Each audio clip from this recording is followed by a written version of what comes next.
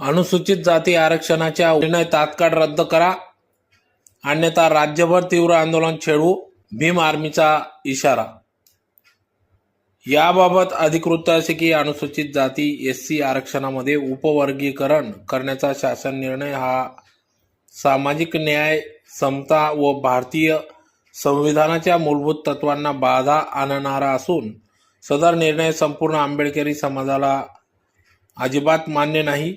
सदर निर्णयामुळे समाजात कृत्रिम फूट निर्माण होण्याची शक्यता असून भेदभावाला चालना मिळून वंचित घटकांच्या घटनात्मक अधिकारांवर प्रतिकूल परिणाम होण्याची भीती व्यक्त होत आहे।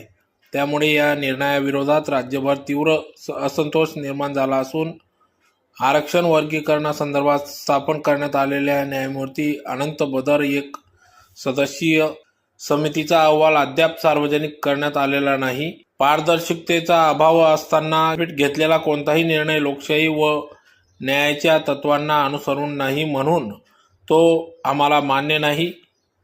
अनुसूचित जाती आरक्षणातील उपवर्गीकरणाचा निर्णय तात्काळ पूर्णतः रद्द करावा।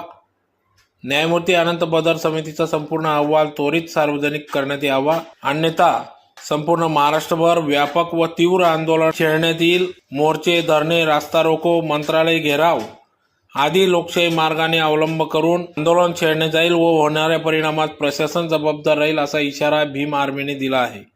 यावेळी या ठिकाणी भीम आर्मीचे राहुल वाघ यांच्या मार्गदर्शनात निवेदन देण्यात आले। तर यावेळी राहुल वाघ, जिल्हाध्यक्ष भीम आर्मी सागर चव्हाण, यश बागुल, अशोक निकम, सुधीर केदार, मयूर तपासे, सचिन चव्हाण, प्रतीक चव्हाण, देवेंद्र पाटील, राजरत्न खैरनार, अनिकेत त्रिभुवन, ललित साबळे, विजय आगडे, मयूर पानपाटील, अमित मेसराम, तेजस पानपाटील आदी कार्यकर्ते पदाधिकारी या ठिकाणी उपस्थित होते।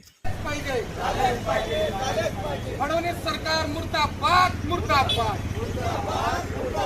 भाजपा सरकार पाहिजे, फडणवीस सरकार मुर्दाबाद मुर्दाबाद। महाराष्ट्र शासनाने शेड्यूल कास्ट म्हणजे अनुसूचित जातीमधील अबकडे जे वर्गीकरण करण्यात येत आहे त्याला भीम आर्मी भारत एकता मिशनचा तीव्र विरोध आहे। त्याचे कारण असे की अनुसूचित जाती व अनुसूचित जमाती या एक संघपणे आरक्षणाच्या लढाईत सोबत लढत आहे, यांचे समदुःखी आहेत। पण तरीही RSS धार्जिने भारतीय जनता पार्टीच्या सरकारने हा अन्यायकारक कायदा आणून अबकडे वर्गीकरणाचा GR आणून तोही 10 तारखेला नोटिफिकेशन देऊन 15 तारखेपर्यंत हरकती नोंदवायला लावल्या। पण त्या हरकती नोंदायच्या कशावर? त्याचा डाटा इम्पिरियल डाटाच नाही आमच्याकडे, तर त्याच्यावर हरकती नोंदायच्या कशा? व 2011च्या जनगणनेनुसार जर तुम्ही अबकडे